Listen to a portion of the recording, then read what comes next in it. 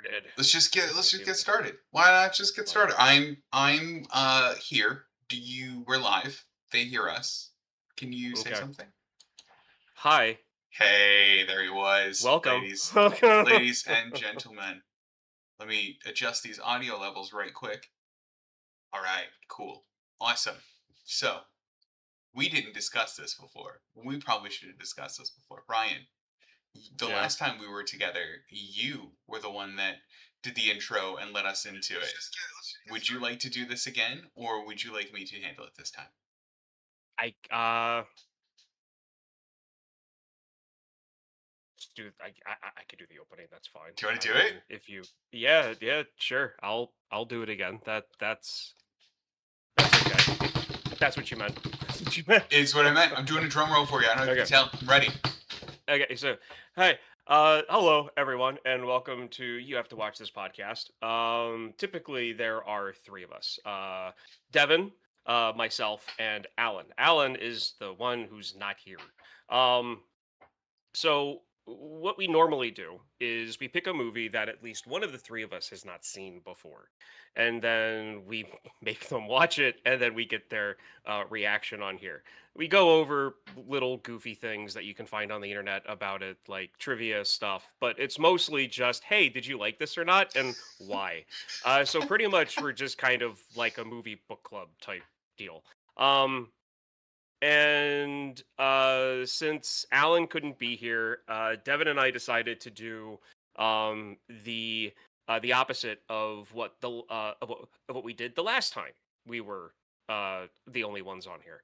And the last time we did pet peeves, stuff that just irritates us that we see in movies, stuff that's just a minor eye roll to stuff that can kill a movie for us. And today it's what I found online is the term pet joys instead of pet peeves. I've never heard anyone use that before. So Devin took it upon himself to fix this egregious term terminology problem because it just sounds dumb to both of us to just green flags, our green flags for movies. And and we've got a list of five each, and that's what we're gonna go over. But before we get to that, we typically do like a rewatch this segment at the top, at the start of the show. Just stuff that we're getting sucked into or re-watching. Um, just to kind of let each other know what we're doing, because to be perfectly honest, besides the group chat that we sporadically communicate in, this is our main form of communication between the three of us. So this is what we're doing. And I believe only I have something this week for this, It's right? exactly right. It's exactly Okay. right. So there is a dramatization documentary-ish type series called The Days, which is a Japanese film series that was made about the Fukushima Daiichi nuclear plant explosion. Gotta Oh, forgive sure. me if I've mispronounced the name of the region and the plant and everything. I'm not good with that language and the pronunciations yet. I'm working on it. But it's basically about what happened, how the plant melted down, and the uh, literal fallout from it. So it starts off with the earthquake, and then the tsunami, which they don't pull away from in regards to the plant itself. So um, they don't show any of the real horrific stuff that happened throughout the region. It's more or less just how the tsunami affected the people at the plant and the plant itself. Um, and that's like the first two episodes, and then the next six episodes is them dealing with the reactors one by one losing control. um it's not as good as Chernobyl, I would say, but it's definitely worth the watch, especially if you're interested into Chernobyl, 3 Mile Island, this disaster. If you're interested in this stuff, kind of wanting to know what the local, uh, what the director and writer's take on it was, this is definitely really good to watch.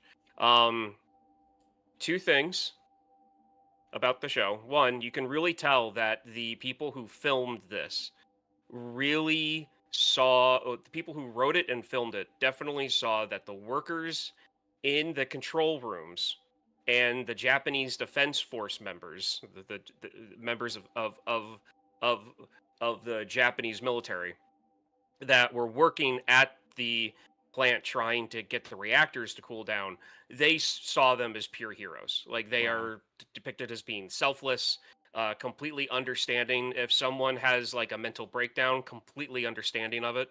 Just the best people on the planet. And then they film how the committees and the government and the upper echelon at the uh, uh, energy company react to the situation, and they depict them as just being a bunch of fools. Heck yeah. So, That's what I you love. know, Give me so that. go into it understanding that that's definitely the tone of what the show is going to be, and who knows, maybe that's what actually happened. I do know that there was kind of a political reckoning over there after this incident, so maybe this is how it actually went down. And then the second thing is for people who don't know, I'm in central Pennsylvania. I live an hour away from 3 Mile Island. I've had several places of employment. Well, not several, like two. I haven't really worked that many places. Had evacuation maps hung up in like the lobby area where to point you on which highway and what direction to drive in case we were evacuated because of a meltdown at 3 Mile Island Oh no. because of a little event that happened in the 70s.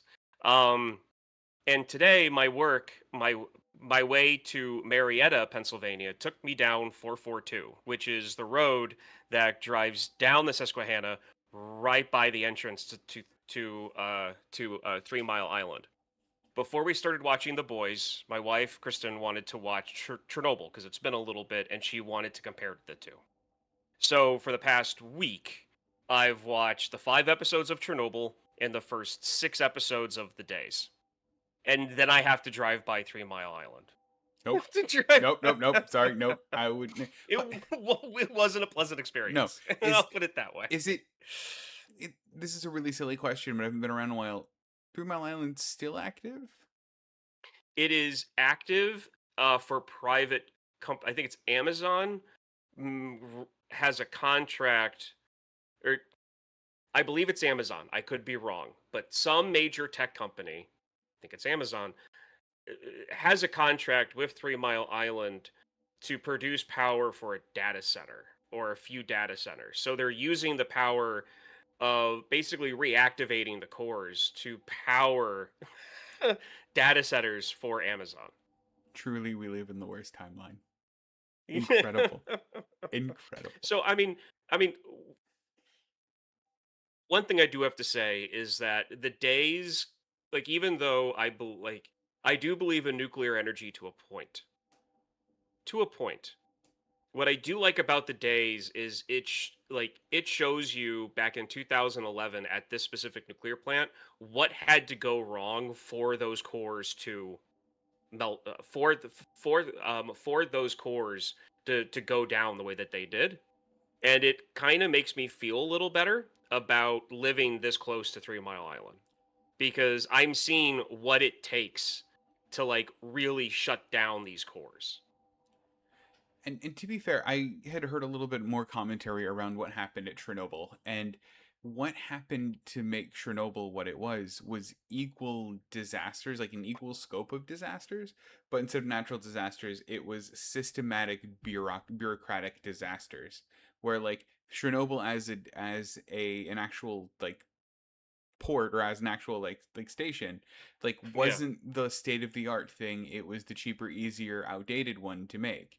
That the training manuals were largely printed wrong and then the updates were ignored, yeah, and like it was equal amount of disaster. And I think this is almost like the airplane effect where like you hear about like one airplane crash every like 5 years and everyone's afraid yeah. to fly because it could happen to you, but like the statistics are much lower and it's the same, and if not probably better statistics, but like it's scary. It's right there. You Yeah. see the Well, smoke. it's because of like when it comes to like a plane crash, when something goes wrong, it goes wrong. Yeah. Like there's not, I mean, you have a lot of like minor accidents that happen with planes where everyone on the plane lives. Sometimes people don't even know that there's a problem with the plane Yeah. because company policy states that if you can land, there may not be a reason to tell the Yeah. passengers. Like so there's that. The problem with nuclear energy is that when it does go wrong, catastrophically wrong, you're talking about the potential of killing off a continent Yeah. or an ocean, like a complete ocean can be just gone because of that.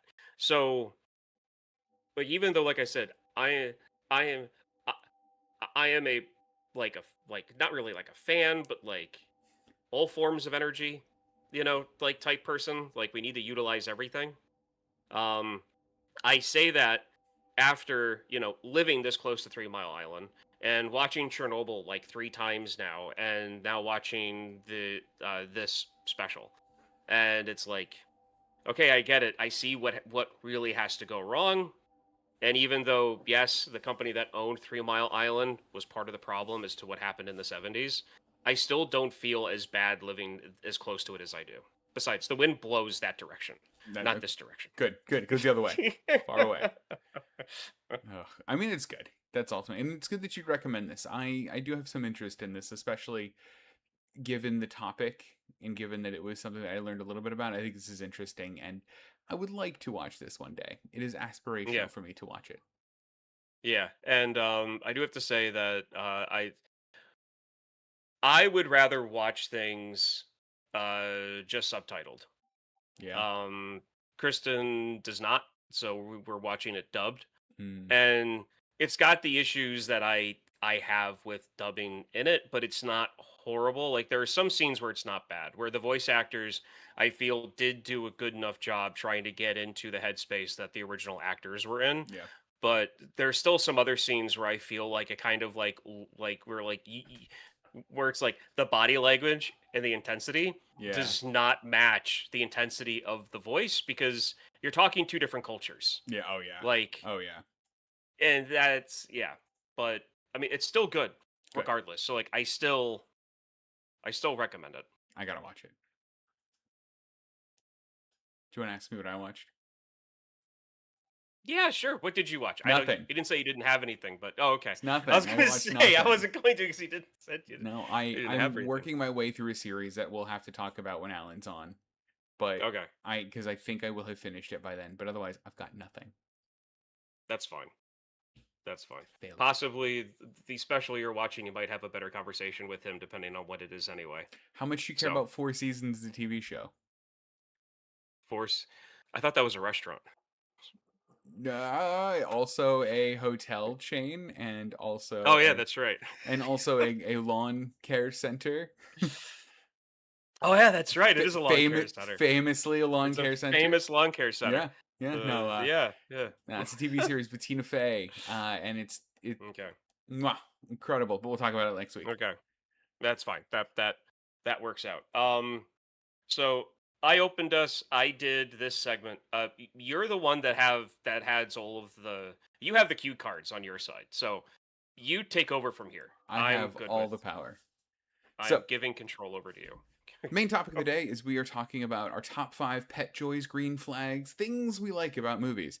The way that we've done this is instead of doing top 10 each, we've each picked a top 5. And we're going to alternate between Ryan, his number 5, number 4, number 3, and 2, and 1, and then mine. So Ryan will give his number 5, I'll give my number 5, and so on and so forth. So let's go ahead and start with our number 5. So Ryan, I am going to kick it over to you. Let me go ahead and remove this one. Excellent. Ryan. Ryan's number 5 is. Starship Troopers. Heck yeah. Tell me more. Tell me Okay, more. so my okay, so Starship Troopers is the example for the green flag. I did the same So thing. I love when movies use news or television or newspapers. They use news media to progress a storyline or to use it for like scene cuts and and uh, and for going into scenes.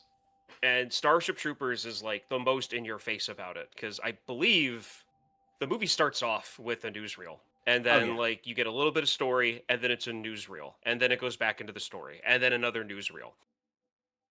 And I feel like that's one of the most like a very it can it can be a cop out. I do understand that there are people who don't like it, but I like it as a way of world building because it's a way to show the viewer what type of world the story is taking part in without having to write world building into the script, specifically when the script might be really focused on trying to send a different message.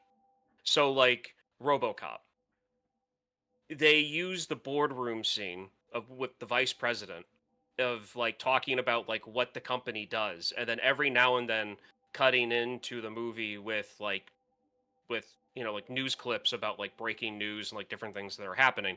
Most of it's silly and funny, but I feel like the movie would have a little bit more of a serious tone, might have put it in people's faces a little bit more if some of the news stories had a direct correlation to what the vice president said in the board meeting, what the company is doing.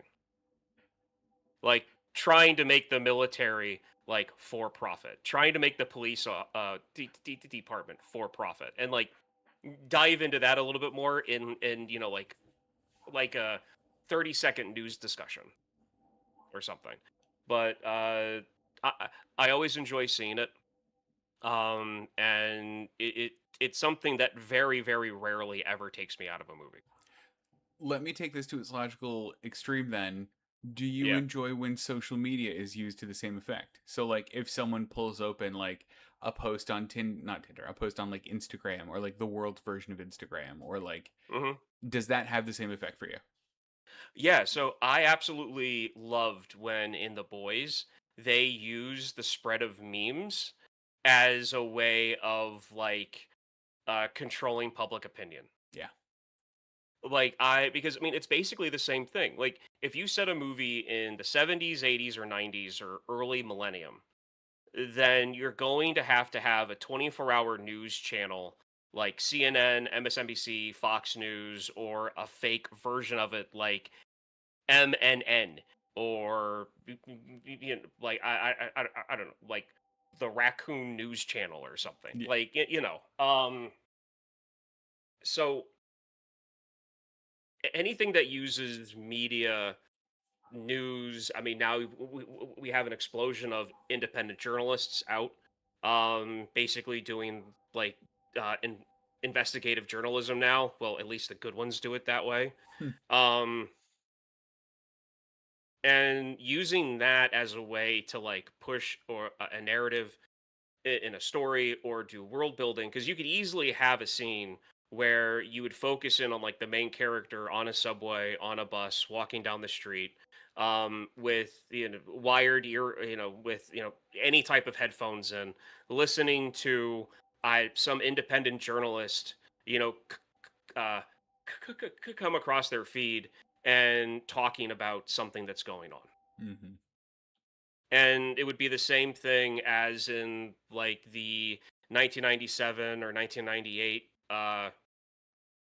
Godzilla movie where they're in the diner and a news story comes up and the actress is like, "Oh, hey, hang on a second," and she asks the guy to turn the TV up.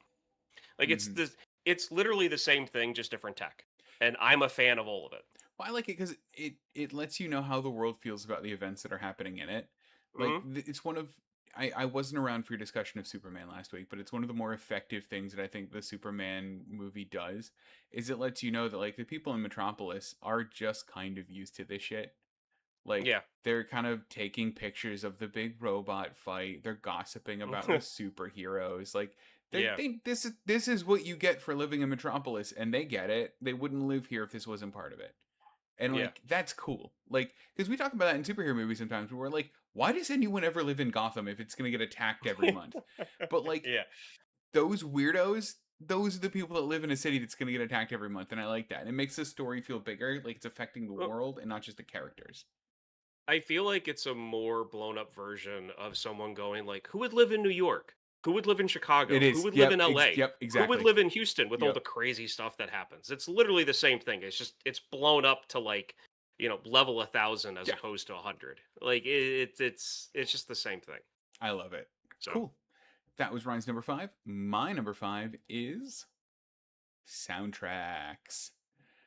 yeah. Uh, a soundtrack, a good movie soundtrack, will not make a bad movie good for me, but a good movie soundtrack will make a good movie great for me. And the example that I have on the screen is The Watchmen. Ryan, have you seen The Watchmen? Yes. I think that The Watchmen is a very, very, very good movie. I think the soundtrack to it makes it an incredible movie. It literally elevates it. I don't know what it is about like the songs they pick, the timing of the songs. It just really works. And it's also one of those soundtracks that I then want to come back to later. Like it is a collection of good songs that remind me of good parts, remind me and it does this weird thing where if a soundtrack is good enough in a movie, even if it's a song that didn't originate in the movie, the soundtrack and the movie become intertwined in my mind for me. So when I listen to, for example, Jimi Hendrix's All Along the Watchtower, yes, Jimi Hendrix is great. However, also they are flying to go fight Osmandius, and that is a very cool, very pivotal part, and I will not forget that. They are like become this like weird symbiotic relationship, and it makes me like the song and the movie much better for all of it. And Guardians kind of famously does this as well, and there's a lot of kind of those moments, and this is, yeah, it's just something that I love. I don't have much to say about it other than like soundtrack good, love it. So I am kind of the same way, but it just I'm not sure if a tad bit difference the right word, like Hmm. right expression to use. So I love it when a movie has a ton of contemporary music in it. So like Gardens of the Galaxy, The Watchmen, they were fine. They had a bunch of classics, a bunch of like Hall of Fame musicians and bands, but I am a sucker for the Titan AE soundtrack, the Godzilla movie that I mentioned before, that the soundtrack that went to that movie that had Fuel and the Wallflowers in it. Um, I'm a sucker for the Romeo and Juliet soundtrack, Ah, the one yeah. the one with Leonardo Yep. DiCaprio. Oh yeah, that's what I was gonna bring up. Uh, What about A Knight's Tale? uh, Knights. I really wasn't big on Knight's Tale. Even with the contemporary music in the medieval fantasy setting. I never bought the soundtrack for it. See, Okay. I saw A Okay. Knight's Tale like twice, Mm, and I liked the gimmick that like everyone like knew those songs in the movie. yeah. Like when they're jousting and there was it Dude, we will rock We you. Will Rock You, yeah, Yeah. from Queen. Um that's where that like the way that they used it, it wasn't just for like music to play in the background that fit the scene. It was music that also involved the It characters was in the movie. So it was diegetic. a It was part tiny of it. yeah. Yeah, like it was it was part of it a little bit, and like I don't like I think I don't know. I I'll put it to you this way: a kid in King Arthur's court. I'm not sure if you remember that or not. Yeah, of course I do. Okay, so when I was younger, I loved that movie. Like I watched that to I think I damaged the tape that I had of it. And then A Knight's Tale came out, and I remember telling my dad, "This is a kid in King Arthur's court for teenagers." Yeah. Yeah, And he was absolutely it like, is. "Yeah. Yeah, I can see Yeah. that." And I'm I'm with your like, dad here. "Okay." And I think I might have mentally checked out and was like, "I've seen this before." Even though it's a completely different storyline. Listen, man, I get it. I get it. Oh, um but yeah, but like I've got like uh even on my phone to this day on my Apple account, like I have the physical media. Like I have the Godzilla soundtrack. I have the Triple X soundtrack. I have the End of Days soundtrack. Like pretty much late 90s, early millennium, if there was a soundtrack that had rock music in it, I owned it. And I loved it because it was music that I liked, and then it connected to the movie that it was from because I would always see the cover of I would always see the album cover or see the art that was on the CD every time I put it into my CD player. Yeah. So then that was the connection to the movie for me, Mhm. more or less. But I kind of use those movies to like find music Yeah. too at Oh the yeah, me same too. time. Like that's how even the hell the Fast and the Furious movie, the Yeah. first one, that had a decent soundtrack. I mean, in my context anyway. I agree. I agree. And of course we all know the exception that proves the rule here is Kiss from a Rose. Moving on. Ryan, what's your number 4? Okay, number 4 is Real Genius. It is. And I'm going to continue with the music on this. Oh, good. I am a sucker for 80s musical montages. I love them. I love 80s musical Yes. montages. They need to come back again using contemporary music that are chart toppers at this moment, if not chart toppers from bands that are actively touring at that time. Uh, you know, people who are just out of high school or college or in college in these bands. Like I want modern music in these montages, and I think, well, I feel, I believe that this has got to be this movie has the best musical montage in it. And it's when the two characters are focused on actually getting the laser done after Chris Knight, Vin Diesel's character, is threatened with being kicked out of the college or being told that he's not going to pass regardless. And he's like, fine, I'm going to ace everything after this and throw it in your face. And they do like a 4 minute musical montage. And yeah, I absolutely love it. It is, it's like cream of the crop, and it has made me love those type of scenes and movies ever since. You know what? This is I didn't I my mind wasn't going here with movies. I do agree. I don't know how you feel about like I don't know, like Taylor Swift as like the soundtrack to a montage.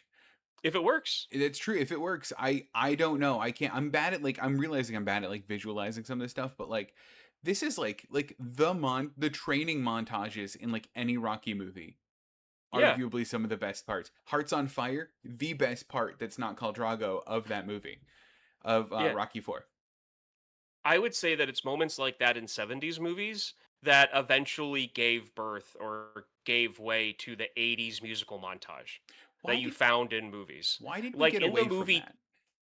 I I think it's because people made fun of it. Because people thought, "Oh, like to use modern terminology, people thought it was cringe."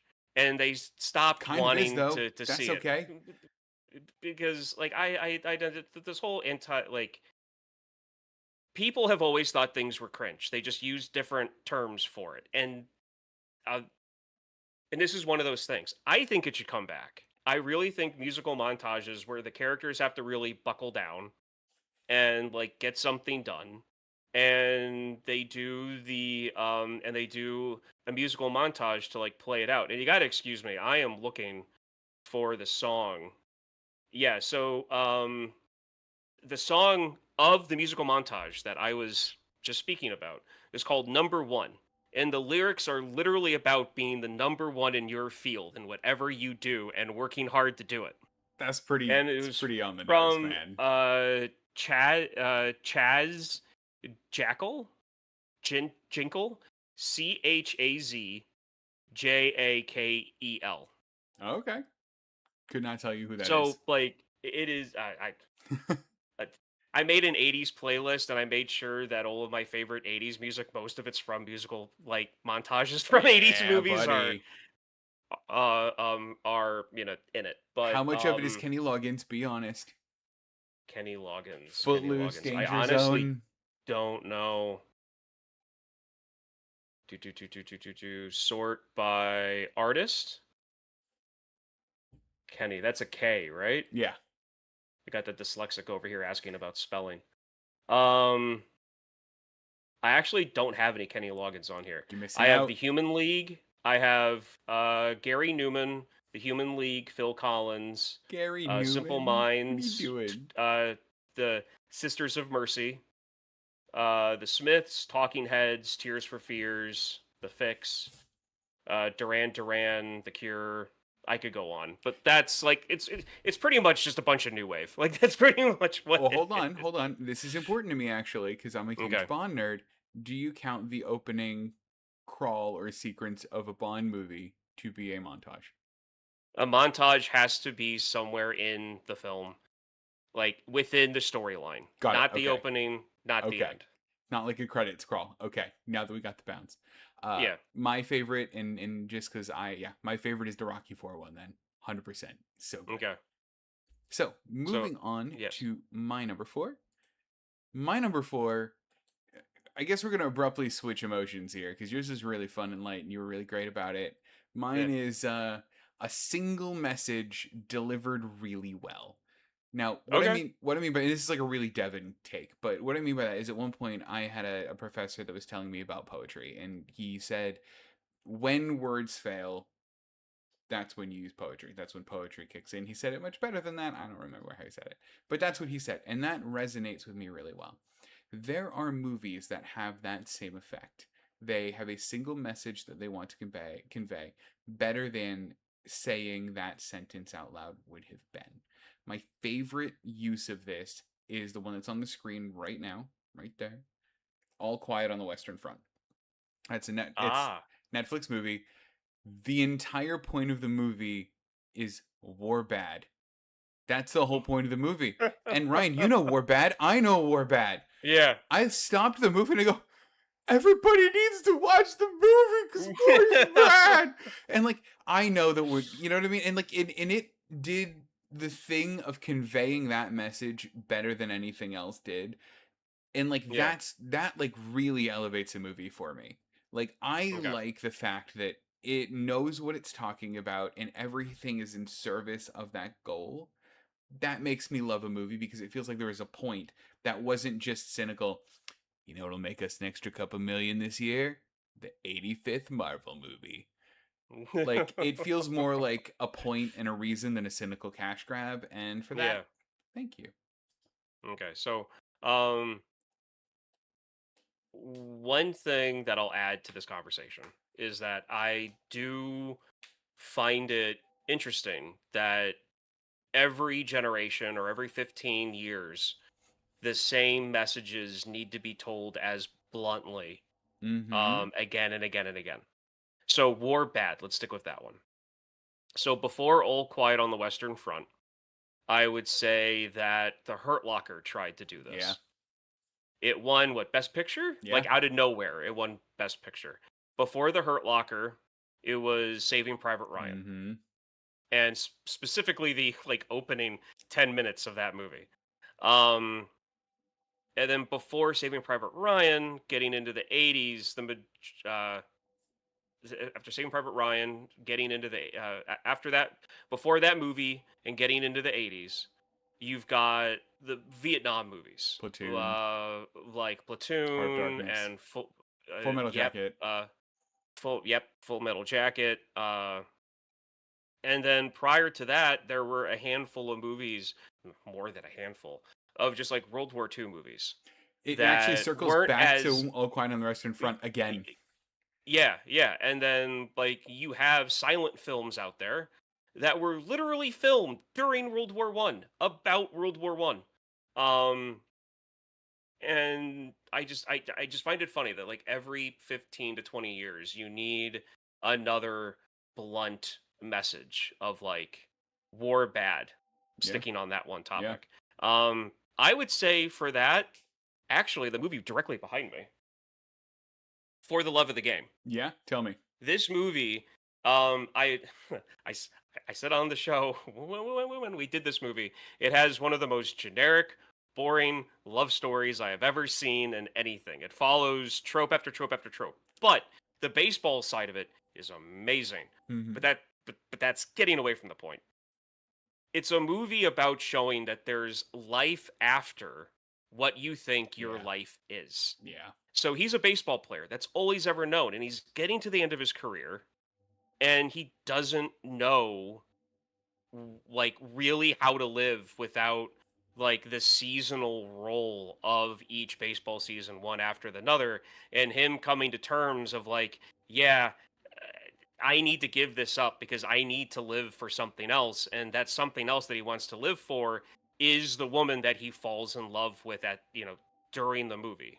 Mm-hmm. And so to me, this movie is just a giant message of, hey, just because you think your life doesn't really have a meaning now, like now that you're done doing this thing that you built yourself up to do, there's life after that. You just got to make it for yourself. Yeah. And that's why, like, I would put this movie in Yeah. that category. And then obviously there's the Day of the Earth Stood Still, which is pretty much just blatantly like, stop being dumb and live in peace. Godzilla was also that. Like, Yeah. I think some of the movies that are the most endearing kind of have this in common. Hmm. And it's what makes them great. Yeah. You got to have a great message for a great cast, a great script, Mm-hmm. great a great, awesome locations don't mean anything without a good message. Agreed. Like that's why the first Hellboy was just a really good movie, but the second Hellboy was epic Hmm. because it had all of that. I So, wasn't media literate when I watched it. I need to rewatch it. I didn't know it had all that. Hellboy and the Golden Army, Yeah. Hellboy and the Golden Army, that is my favorite Hellboy movie by far, and it's one of my favorite like comic book superhero genre films. Just because like I love the message that's in it, not just the fact that it's just like it's it's not just one of the more epic films made during its time. It has a really good message, I love that. and so I gotta yeah, rewatch it. I think you may want to revisit the Golden Army. I'm going to. All right, that was my number 4. Ryan, what is your number 3? Virtuosity. Did I It is. pronounce that right? I always feel like I pronounced No, that you movie nailed wrong. it. Okay, so um very in very broad terms, technology gone bad. Technology Ooh, okay. is pretty much what this is. So I love a a science fiction movie where you have humans or humanoid, humans and really advanced artificial intelligence that has that has sentience, fighting against technology that has gone horribly wrong, whether that be artificial intelligence, whether that be like a bioweapon that has like defertilized half of the population. I believe that's Children of Man. Isn't that Children of I Man? think it is. I think it's Children of Men, yeah. Okay, it's been a long time since I've seen that movie. Um, so this falls into one of the many reasons why I like science fiction, and I feel it gives the characters in the movie a real like a real force to fight against that then people can kind of like put their own meaning behind if that's what they want to do. But then for people like me, who I really do feel that we need to have a lot of more, we need to have a lot more discussions. We Hmm. need to pump the brakes on AI outside of academic research. Yeah. Like it's just I don't want to be that person who reads the articles and the in-depth analysis about all of these data centers going up and then pointing and then automatically pointing to Terminator and the Matrix and going, haven't you seen these movies? Like, I don't want to be that person, but I'm almost that person. um when it comes to like dealing with AI, but like this movie is a perfect example of that. Hmm. The main programmer wants to create basically a VR video game that police can use to learn tactics and deal with high stress, high risk situations that feel real because it's literally being piped into their brain. Um, how to deal with those situations before they encounter them in real life. Now, to do that, the programmer creates a bunch of different AI computer programs. The one of them, Sid 6.7, is a mishmash of horrible dictators, serial killers, the worst people on the planet. And he's played by a very young Russell Crowe. And it shows what happens when basically someone takes his computer program, puts it into a 3D printer, and you've got a basically a glass eating pile of nanobots running around LA and causing mayhem. And like, what can go wrong? And I find it funny that this movie does not. I feel like this movie needs to get a lot more recognition for where we are as a society today and what this movie showed when it did. Because it came out in the mid 90s, and as far as I'm concerned, it got the future like spot on. I don't want to be too controversial about this. I think the thing that people are taking away from these movies isn't, oh, you're right, technology gone too far is a bad thing. The thing they're taking away from it is, I was kind of cool what they do with technology. Maybe we could do that. It's like the Yeah. like the random joke about people that are like, the name of the book title or the movie title is "Do Not Build Bad Science Machine because it's bad," and then the billionaire Yeah. going, "Should we build Bad Science Machine?" It was kind of cool in that movie. And it's Yeah. kind of that. Like, people are That's taking the yeah. wrong message away. And like, I agree, this movie Yeah. was great, and it had exactly that kind of message. And I like this message a lot too, because like there's, I mean, was it like, wasn't Mary Shelley's Frankenstein this message too? Like, Yeah. there are quotes It of, was. yeah, there are quotes of people that are like, this technology will only be used for evil and pornography. And they're like talking about the telephone. Like, Yeah. this is the kind of stuff that like just proliferates all the time, but is also like good. Like, sometimes the Yeah. forward rush of technology needs movies like Virtuosity to go like, hold on, where are we actually with this? So yeah, absolutely. Yeah. Yeah. Because it's like, and that's why I said about like outside of academia, because I feel that there are real places for AI to be assisting doctors. Okay, so like in the medical field, no AI program, no matter how advanced it gets, should ever be the final say on a diagnosis. True. But it should be a tool a doctor utilizes to look at film, to help pinpoint what stuff is, and then to him to use his experience and his schooling with what the artificial intelligence is showing to make the diagnosis. It Mhm. should be used in research and, to help people take what should be, a a study that takes 5 years and make it only last 2.5. Yeah. Like, that's what it should be used for.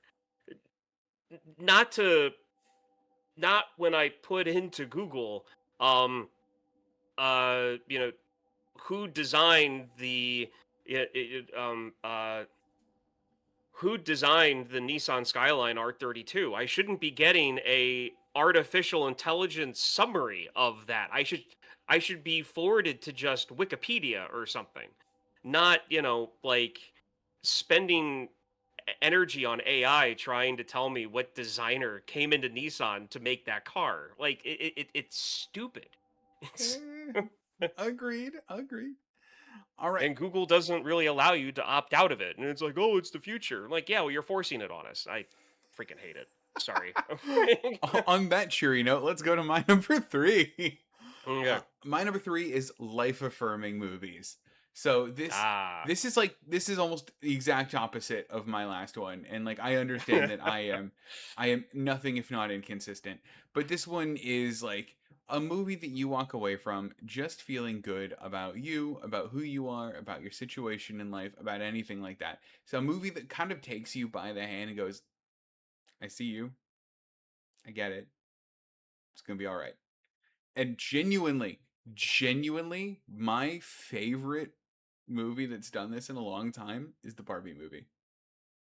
Okay. I left that movie I going, don't feel as bad as my example now. I don't okay, feel. good, because genuinely, I left that movie going like, yeah, man, all of this shit's hard. All of this is hard. All of this sucks. Men have it bad, women have it bad. Being performatively male, being performatively female, all of that is hard and not good and toxic, and yeah, it gets it. And like, in some ways, genuinely, I think the new Superman does it too. And like Yeah, no, it like does. give me more of that. Make me like empathize with me. Like I'm not going to Yeah. be John Wick. I'm not going to be, you know, the superhero or the guy that knows exactly what to do in every perfect situation. I am a ball of gross being barely held back by showers and razors. I don't know how I function in a day. Give me a movie that understands that about myself and empathizes with it. So yeah, number 3 is self-affirming or life-affirming movies. You have an example Okay. of this? I have two. Oh, good. Uh, I have I have I have an example of, well, I have two. So my first one is a movie we just did on the podcast not that long ago, Oh, actually. Manos Hands of Fate. Oh, I wish. So, uh, The Obvious Child. Oh yeah. All right. That's Because at solid. the end of the movie, the at the end of that movie, the meaning, the message of it is that, like, the character is an obvious child. She is still a child. Yeah. And it's like everyone, like her specifically, she was just at that point in her life, that was the right decision for her. And the meaning that I get from that movie is that you kind like, before you get down on yourself with where you are in life compared to others or compared to your own goals that you set for yourself, have a real sense of who you are and where you are Yeah. first. And that's what, and so like, there's that movie for myself now. Mm. Now there's a movie that I really wish that I would have watched when I was a teenager, that I did not see until I met Kristen. Adventures in Babysitting. No, Damn it. no, no. That's a movie I watched well before I knew Kristen. I love that movie. Anyway, Teen Witch. It's a 1980s movie. Not sure if you know of it. Nope. Okay. It's a 1980s movie. Just it bleeds the 80s. It's a girl who is 16 who, like, she has a crush on she has a crush at school. She's not really that popular. She wants to catch this guy's eye, but like his girlfriend is like the popular girl in school. And then she finds out that she's a witch. Same. And she she meets a witch who is the who is the actress from Poltergeist. Step into the light. Hell Her. yeah. So she's I mean, this movie is great. So it's her. It's it's it it's that actress playing a witch. They do a ton of comical stuff with her, that and none of it's bad. It's just purely just just good, clean, funny. And it's her showing the girl, like, different things that she can do to, like, make herself popular, or, like, catch the guy's eye. But all of the wishes that she eventually does and all of the spells backfire on her. Oh, good. And so, like, it's got a really good message, but it is like, this movie was made for teenage girls in the 80s, but it is too good to just keep it in that, like, to keep it in that Yeah. category. Right. And I really wish I would have seen this when I was younger, because, like, I've had a lot of I've had to deal with a lot of stuff growing up. Mm-hmm. A lot of, like, learning things, a lot of health things, and there have been plenty of times where I was like, I wish I could just not deal with this anymore. Mm-hmm. And it's like, yeah, but that stuff eventually is going to turn you into someone that Yeah. you are going to be happy about. Yeah. Yeah. And that's where, it's like, don't wish away what makes you you. Hell yeah. And unless, of course, you're dealing with stuff that no one should deal with, then that's different. But still, I'm Right. just No, saying, that's also I fair. don't Like want to be, there is a line. like, There is yeah. certainly a line. Hmm. But like, no, I totally get that sentiment, and that's a really good example. Yeah, so Teen Witch, even though it was made for teenage girls in the 80s, it is so lighthearted, and the humor is so good in it that I just, like, every now and then, like, if we don't know what to watch, that's in the list of movies that I'll just randomly put on if I know where it is. That's awesome. Yeah. All right, Ryan, what is your number two? The Abyss. Mm-hmm. This is like one of my top five movies, one of my top Oh five yeah. favorite movies. And there's going to be a lot more movies getting brought up on this because it has to do with a story narrative, a storyline that I will give any movie a chance as long as it doesn't look like complete crap. Um, but anytime you have a group or an individual that is isolated having to fight for their life in some way. Okay. And the Abyss, I feel, is the Abyss, Alien, um, the movie, The Thing, are all perfect examples of like a team being like in the middle of space or in the frozen Arctic or at the bottom of the ocean and dealing with things that if they don't work as a team and fight against like what they have to deal with, they're all going to die. And I love that kind of pressure put onto characters in a movie because then this the the story, I feel like you get really good storylines out of it. You get really good character Yeah. development a- out of it. And those movies I mentioned are in like my top 10 and 15 and 20 movies. And I realized going through a lot of my movies that I really, really like all have kind of the same centralized theme. Nice. So that's why I added this to my list. I love it. My favorite example of this one is The Martian. I mean, and it's literally like Oh, him yeah, yeah. him It's alone same thing. trying to make it out, Yeah. but like I love it, and it's like it's just so compelling. But then what it does is it like, especially because they're isolated, really lets you spend time with the characters and lets them grow and breathe. Yeah. So I agree. Yeah. Yeah. Like even, crap, I forget the name of the movie. But uh, uh, Tom Hanks and Wilson. Oh, Castaway. Castaway. There we go. Yeah, Yeah. that's it. Yeah, like even Castaway. Like people kind of make fun of that movie now, but like it's good. Like it is a good movie, Yeah. and that falls right into the same narrative. Like there's that, and and honestly, some of the most uh sold books, um, some of the most well received. Well, how am I saying this? The books that tend to stick with people the most, like Lord of the Flies. Mm, If anyone remembers The Hatchet from middle of school, course I do. I despise that book. But anyway, Wow. that's like my one. We're gonna unpack that I later. hate The Hatchet. Cannot wait. I'm s- I'm sorry. I'm sorry.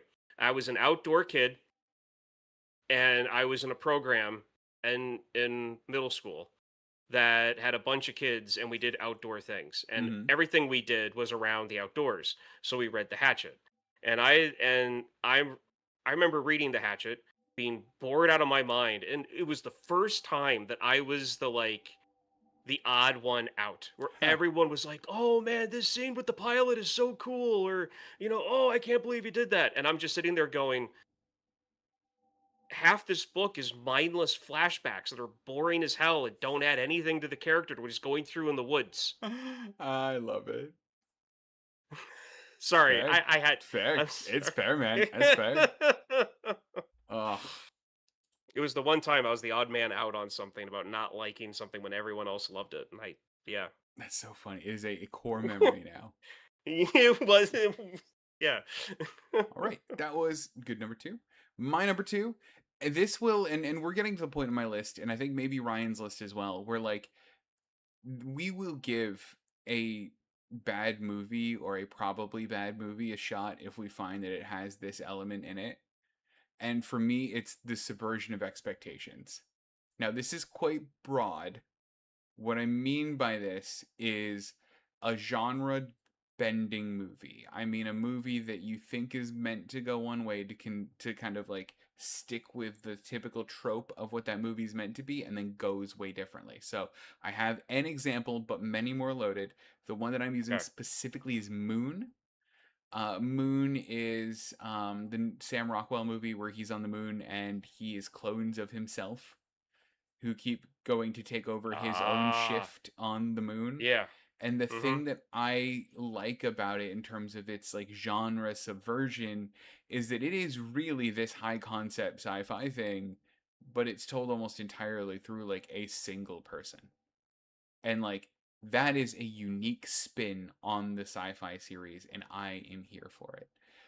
For the longest time, I would only watch a rom-com if it was genre bending or genre defining. I wouldn't watch anything that was straight rom com, right? I like when you know or you think you know that things are going to go a direction and it doesn't. And this also applies to why I got into, for example, Game of Thrones. I had somebody who's reading the book of Game of Thrones. I walked over to him and go, "What are you reading?" He goes, "Oh, it's called Game of Thrones." And I go, "Oh," and I shouldn't be doing the bad voice for him. I'm doing it for me now. I go, "Oh, Game of Thrones. Oh, do the orcs come out and attack the elves at the battle of the hobbits?" And he's like, "None of those are in this book." And I'm like, "Well, then how's it fantasy?" He goes, "It just is." And like, that's how you sell me on shit. That's how you do it. Yeah. Because in my mind, you tell me, Devin, we're gonna watch a sci-fi. Oh, did the Star Wars attack the spaceships with the Klingons yet? And like, that's what my dumb brain does the second anyone is like, we're gonna watch a rom com. Oh, did they fall in love and then hate each other and fall back in love again? That's what my stupid brain does every time. And give me anything that defies that, and I immediately want to at least give it a shot. If not, we'll love it forever. Yeah. Ah. That See, sigh at the end. I don't know because I don't. So when a movie surprises me, it just surprises me, Mm-hmm. and I don't think of it typically as like what genre it is, and that doesn't really stick with me that much. That's fair. So like I'm really trying to think of a movie that it's like, oh, okay, I'm gonna watch let's say like a horror, and then Mm-hmm. all of a sudden it turns into like, oh, this is actually like a funny. This is actually like a comedy that I didn't know that I didn't know was going to do that to begin with. You made Like us watch a movie like sometimes. this Okay. with, I think it's Jack Quaid was in it. Was it? Okay. It was about somebody living under a house. I can't remember the name of the movie. It was Primal, or it was a single word. With this, was it the one where they were like living in the house, and then there was a family living in there too? So like they were squatting in someone's, like actively living house, like they were actively living in a house, and then they were squatting in it. Like there was a family there, and they were in it. Yes, but I'm also thinking of something else. So Companion is another good example of this, I think. You made us watch Opinion. Companion. That was the one with Jack Quaid where he like fell in love or like was in love with this girl, but it was like a robot. Oh, Like yeah. I So would you very much don't know consider, that yeah, she's I would consider okay. Yeah. Companion to be like a good example of this as well. Yeah. Okay. Yeah. So there are a handful of movies like that like if you don't know going into it, like it kind of like changes your it it changes genres on you almost halfway through the movie Yes. if you Yes. don't know what's coming. Okay. I know I've seen them. I know I know th- I know I've had that reaction to Yeah. things in the past. I just can't think of any titles at the moment No for it. problem. Then let us Yeah. swiftly away to the thing everyone's come here for. Ryan, our number one green flags for movies. What is yours? This is such a guy answer. I love it. Um so Blues Brothers are on the screen. Like one of my top 10 favorite movies. This is my travel movie. Mm-hmm. If I'm in an airport or I'm in an airport, on a plane, in a bus, I'm watching the Blues Brothers. It's a long movie, it's a funny movie. Like it's amazing. And one of my favorite aspects of this movie are the car chases. I love car chases, Okay. specifically police car chases. Um, I think half the budget for the movie was spent on buying cars that they were going to destroy Yeah. in this movie Yeah. for the chase. But my favorite car chase is in Blues Brothers, so that's the example. But there are tons of movies that are like based around car chases And that's not exactly what I'm going for Okay. with So this. not like a So Fast and like, Furious, like well, not really the Fast and the Furious, but like, was it like there's the movie Vanishing Point, if I'm correct on, because it's been a long time since I've seen that. Like that whole thing is a chase. Like Vanishing Point is one long car chase. mhm. That's not what I'm talking about. I'm talking about a movie where you have either car chases sporadically through it that don't have anything to do with each other individually, but maybe the storyline continues and that's why there's car chases in it. Um, but like a good 2 minute, 4 minute car chase. Like Baby Driver is a good example of it. Like there's Okay. a bunch of car Okay. chases in it. The whole movie is not a car chase, Yeah. and the movie isn't about car chases. It's about a driver, Mhm.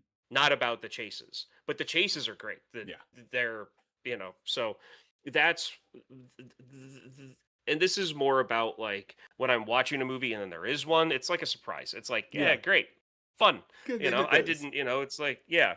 Um, but like a car chase is not going to make a movie for me. It might make me like a scene. Mhm. But that's about it. Totally fair. My actual favorite example of this is Baby Driver. You brought it up, but my joke favorite, but also favorite, is Roger Moore's A View to a Kill, where halfway through the chase he's driving the front half of a car. Hell yeah! What was that you cut out for me? A View to a Kill with Roger A, Moore. v- a view to kill A or View to a Kill. a view to a kill? Okay, Yeah, have you not seen that?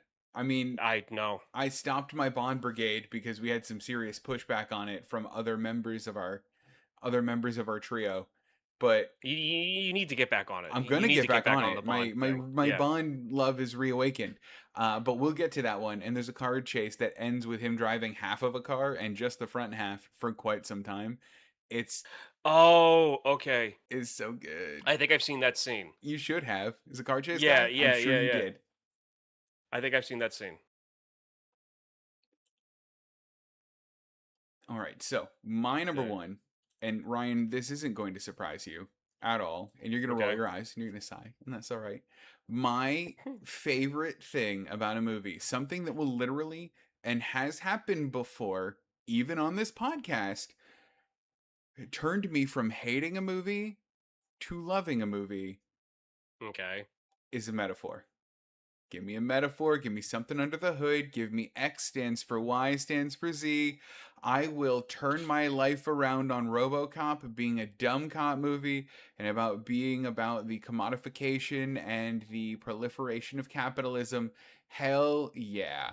On the screen now, one of my favorite examples, Arrival. Do you know what Arrival is? It's about grief. It's a metaphor for grief. Every part of it is a metaphor for grief. Did you know that?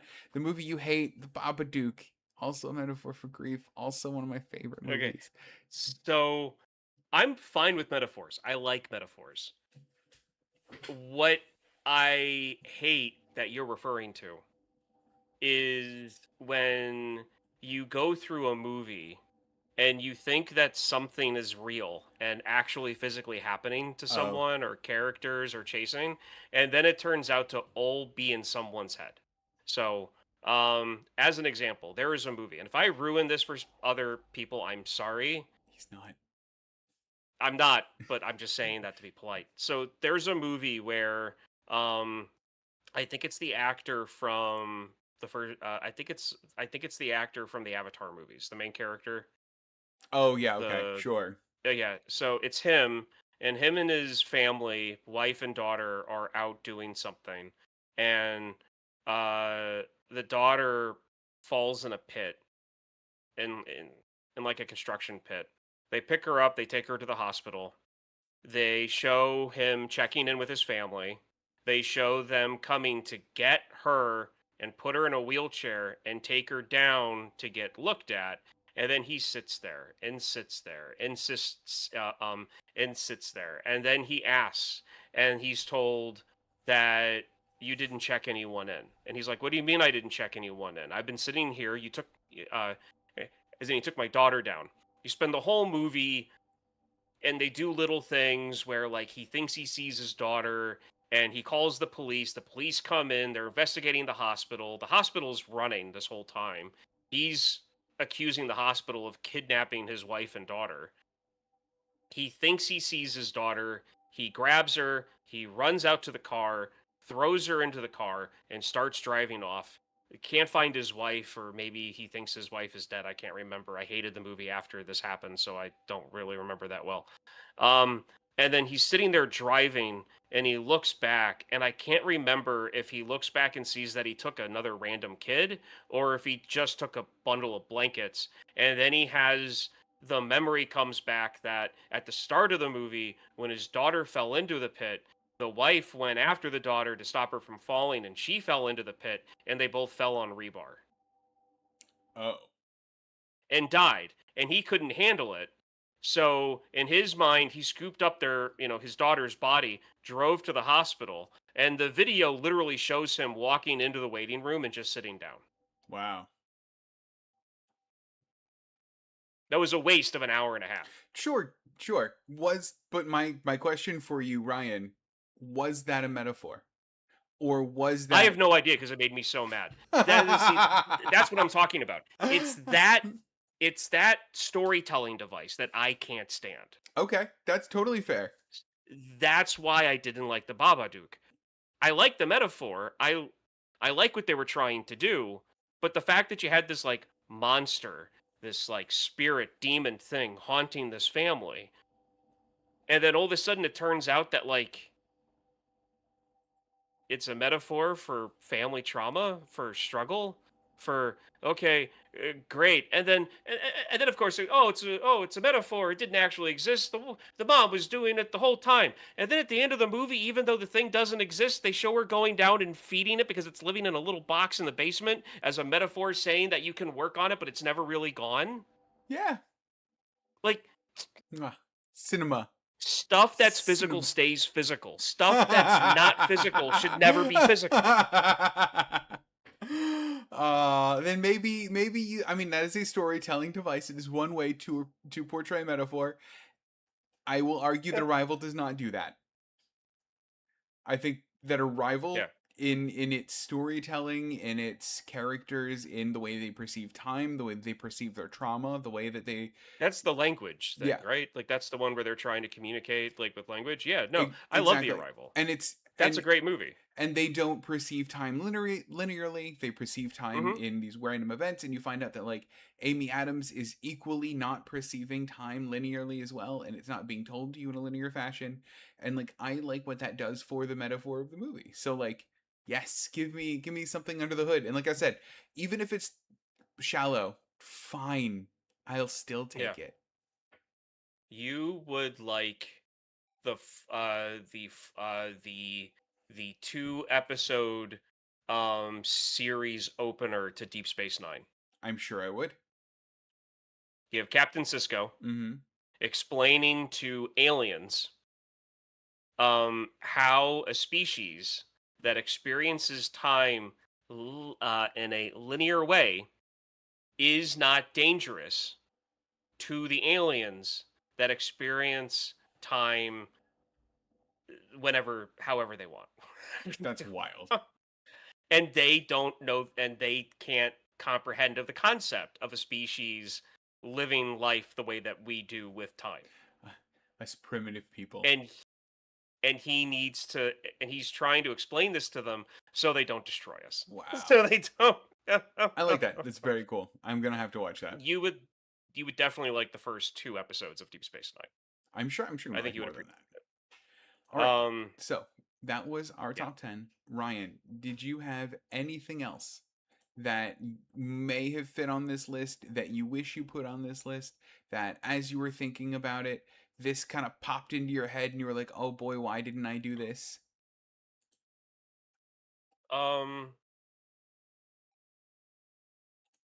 I honestly don't know because it took me a while to think up of that list. I have one. It's okay. Yeah. A really kick-ass DVD menu. Huh. Listen, I'm obsessed with good DVD menus. I'm obsessed with them, and I'm sad we don't have them back. Like, oh, Yeah. love it. That's mine. My favorite DVD menu was the 97 98 Godzilla. movie that this is my third time bringing it up, What was in but it? that movie for so it started off panning and it was like PS2 graphics Yeah, of of course. They like a always are. destroyed like it was of like a destroyed street Mm-hmm. and they literally I think they took car designs from a video game because like there are distinct car models like they're not Yes. non just generic cars and like they like he steps and you don't see it but like all the cars jump and like sometimes the alarms will go off I sometimes they remember won't this. yeah like I that is my favorite that and the DVD menu for the Abyss DVD director's cut special edition that came in the white that came in the white booklet. That's what was the Because what was the menu? so the menu was at the diving pool where the like other submersibles were, Yeah. and it was the like I water telescope thing comes out of the water, Yeah. and it like you direct to where it goes pretty That's much. incredible. Um, I know that like there are some doors that it doesn't show up, but then there's other doors when you click it, it comes out of the water and then it goes through the door and then it goes to the other menu that you want it to go to. That's incredible. Uh, Yeah. a cherished memory of mine is the Shrek DVD menu, where Shrek, every time you load up the menu, greets you with, "What are you doing in my swamp?" And then it pans over to the crowd of like scared like fairy tale creatures, and Yeah. they're the menu. Yeah, buddy. But the only thing I can think of is that just I'm just a fan of the science fiction genre. So Yeah. like I was think of Valentrium. Remember the name of the movie? It was it was the movie based off the comic book that inspired George Lucas to do Star Wars. Outside of the samurai movies, begins with a V. It was a French comic book. It was a movie, Valerium. I don't know. I'm looking it Probably up. saying the name of a venereal disease or something. Valerian? Valerian. Does that sound Did it become a movie with Cara Valerian? Delevingne and All I someone got was else? plants. Was it a movie in 2017 That sounds kind of familiar. I think with Dane Hahn? those. Honestly, you telling me the names of these actors isn't doing anything for me. Got it. I What's the think name of the that's movie what you again? mean. Okay. What's the name you got up? You got again? Valerian and the City of a Thousand Planets. Yes, yes, Yes. yes, yes. Nice. Like that. That movie had always interested me, Yeah. always. But I never got around to actually watching it, and then I finally did, and I loved it. It's a really good original like science fiction movie. I mean, obviously it's based off a comic book that came out in like the '60s, so Mhm. like there's that to it. And I've never seen the comic book. I don't know French. I couldn't even read it if I had it. So like it was really cool to see the movie to get a sense of like what type of story they were trying to tell. Um, like anything science fiction, I will at the very least watch the trailer for, Nice. and then take a step from there, and then when you're subverted from like one to Yeah, the yeah, other, yeah. if you want to consider linked genres to be that, Yeah. I like it when sci-fi is mixed with horror, Oh, sure. Yep. Okay. even to a comical degree, like Ghosts of Mars Sure. with Ice Cube. Yep. Oh yeah. Oh, we know Ghosts of Mars. Oh, okay, Oh, of good. course. Of course, it's a classic in the Struthers household. Trust me. Ghosts of Mars. Oh my god, that movie. Like I I I always wanted that camo. Like shirt, pants. I always wanted that camo Yeah, it's because that good. was back when they had like the pink and Yep. purple camo and the blue and that, and then they used the orange and red camo Mm-hmm. You blend into Mars. for that one. Yeah, man. I wanted like every color of like camo pants when I was a teenager. Do it now. Like I just Do it now. you can't find that type of camo anymore. I agree to disagree. I'm going to be in the States for all of July, or most of July and August. I'm going. I'm going to find you that camo. Not at a vintage clothing store. Never mind. I tried. That's what I meant by they don't make it anymore. All right. Well, that's all I got then, Ryan. There you. Okay. Shall we outro? Yeah. So completely cold on that one. So thank you for watching. This has been You Have to Watch This podcast. You can find us on really any podcasting platform. But I recommend personally just going to our YouTube channel and then following us on there because we always, every single episode is basically streamed to YouTube and it's saved there. There's no chance of losing anything. So that's where I recommend for you to go, but you can find us really anywhere. For You Have to Watch This podcast, I'm Ryan. I'm Devin. And I didn't do that at the start.